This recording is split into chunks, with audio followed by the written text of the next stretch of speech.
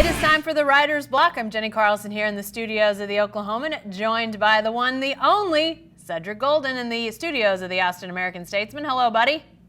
What's going on, Jay Carr? You know, there's just so much right now. We've got the World Series going on. We've got, obviously, middle of football. But we're going to start with the NBA, Cedric, because they are off and running, tipped off in the NBA this week. A couple games on Tuesday, a lot more on Wednesday, a couple teams that still have to open on Thursday. But let me just say, I'm disappointed to see you're not in your tuxedo like Paul George was the other night. What? Oh, my God. All the opening night craziness in LA. But I'm wondering, we've got a couple games now that we've been able to see some teams.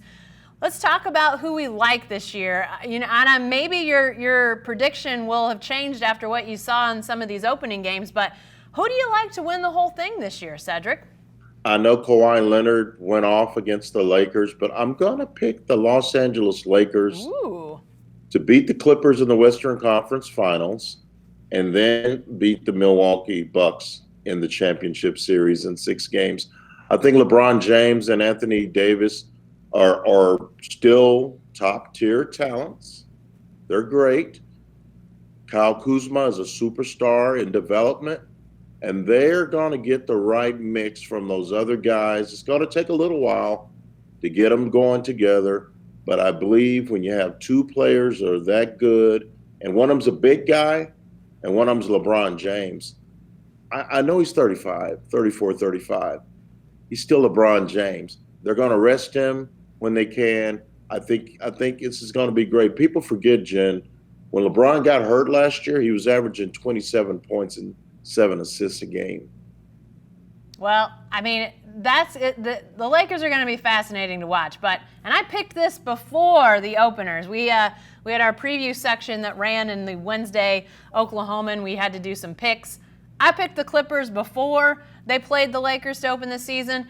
I'm still liking the Clippers to win it all. Now, I'll tell you, the West is a bear, Cedric. The West is going to be tough. It's going to be tough in the regular season. It's going to be tough in the playoffs. And whoever survives it, it might be a situation where the team that survives the West, I think the Clippers will, they may be beat up by the West getting through the playoffs. I also like the Bucks to get to the finals. But I just think the Clippers, you see 2 amazing offensive talents in Kawhi Leonard and Paul George. But then you look at the defense. I mean, some people were talking about that Clippers-Lakers game and asking, is depth the problem? They may have a depth problem, but they had a Clippers defense problem on Tuesday night. The Clippers are amazingly gifted defensively, and I think they're only going to get better with Paul George, and I think the offense they can throw out with not only Kawhi and Paul, but then you've got Lou Williams, just a bunch of guys that can get 20 on you quick. I like the Clippers, but I do think the West is going to be tough. And then it opens up the possibility, I like Giannis to win the MVP, Cedric, but I think the East, if the Bucks can really get going, I think they've got a chance. I mean, do you like Giannis in that MVP slot? Who do you like in that MVP area? I like Kawhi Leonard to win the MVP. I just think I think he's the best 2-way player in the game. LeBron James doesn't play defense for the full season anymore. He picks his spots to be a stopper. Kawhi Leonard is a big-time defender. He's going to be on a team that's going to allow him to be himself. The load won't be too heavy for him with Paul George coming back. You think of Montrezl Harrell. That team won 48 games last year, Jen. They're the only team to ever win that many games, without an all-star on the team.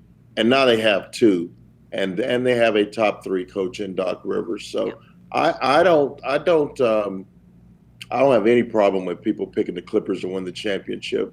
I'll be surprised if they don't make it to the Western Conference Finals, even though the West is a real minefield this year. I think your team in Oklahoma City is a pretty good team. But I think they may be out in the cold looking in. It's going to be them and the Spurs, I think, for that 8th spot. Yeah, I mean, I think there's a lot of good teams that aren't going to make it in the West. And, in the East, it looks top-heavy again. You got the Bucks.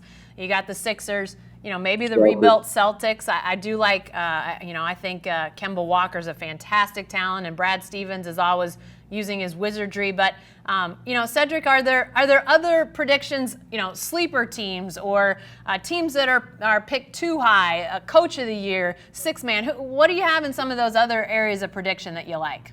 I think Brooklyn is a kind of a team that people aren't talking about. Kyrie Irving went for 50. He did, yeah. On Wednesday night.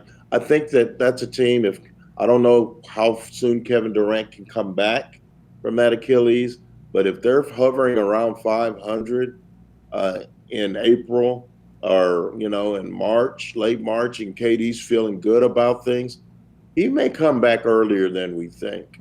Another team, Golden State, very intriguing.